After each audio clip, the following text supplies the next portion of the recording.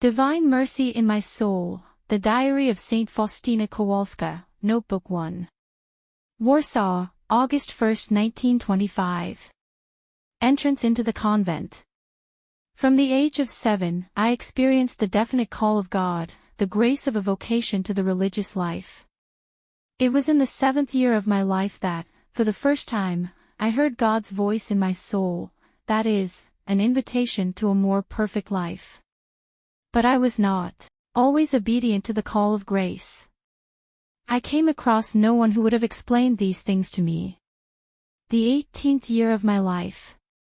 An earnest appeal to my parents for permission to enter the convent. My parents' flat refusal.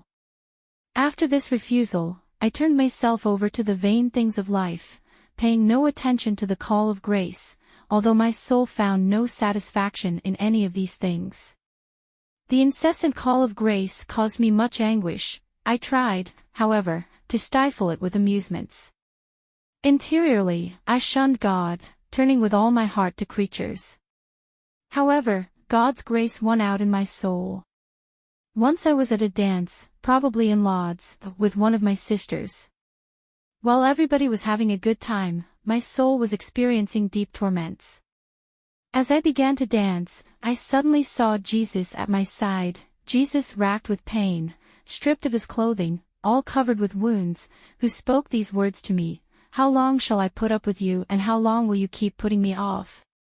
At that moment the charming music stopped, and the company I was with vanished from my sight.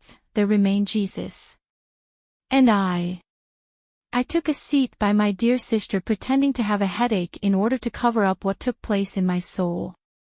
After a while I slipped out unnoticed, leaving my sister and all my companions behind, and made my way to the Cathedral of St. Stanislaus Kowalska.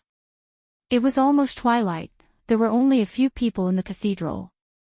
Paying no attention to what was happening around me, I fell prostrate before the Blessed Sacrament and begged the Lord to be good enough to give me to understand what I should do next. Then I heard these words: "Go at once to Warsaw, you will enter a convent there." I rose from prayer, came home, and took care of things that needed to be settled. As best I could, I confided to my sister what took place within my soul. I told her to say goodbye to our parents, and thus, in my one dress, with no other belonging, I arrived in Warsaw. When I got off the train and saw that all were going their separate ways, I was overcome with fear. What am I to do? To whom should I turn, as I know no one? So I said to the Mother of God, "Mary, lead me, guide me." Immediately I heard these words within me telling me to leave the town and go to a certain nearby village where I would find a safe lodging for the night. I did so and found, in fact, that everything was just as the Mother of God told me. Very early the next day, I rode back into the city and entered the first church I saw, St. James Church at Grajecka Street in Ochota, a suburb of Warsaw. There I began to pray to know further the will of God. Holy Masses were being celebrated one after another. During one of them I heard the words, "Go to that priest, Father James Dabrowski, pastor of St. James Parish, and tell him everything. He will tell you what to do next." After the Mass I went to the sacristy. I told the priest all that had taken place in my soul, and I asked him to advise me where to take the veil, in which religious order. The priest was surprised at first, but told me to have strong confidence that God would provide for my future. For the time being, he said, I shall send you to a pious lady, Aldona Lipsikowa, with whom you will stay until you enter a convent. When I called on this lady, she received me very kindly.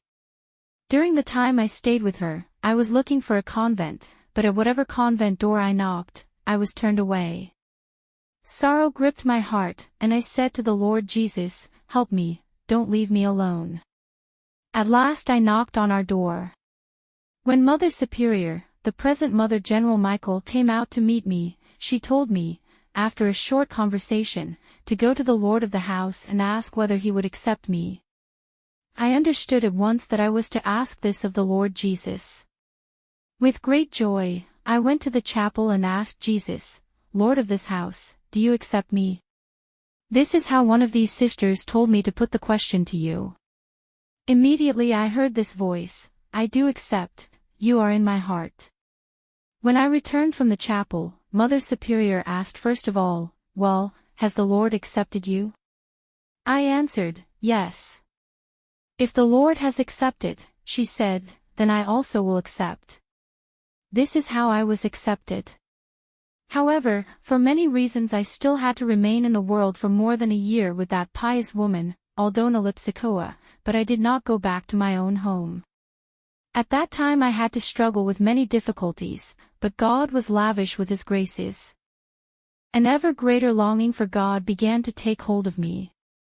The lady, pious as she was, did not understand the happiness of religious life and, in her kind-heartedness began to make other plans for my future life. And yet, I sensed that I had a heart so big that nothing would be capable of filling it. And so I turned with all the longing of my soul to God.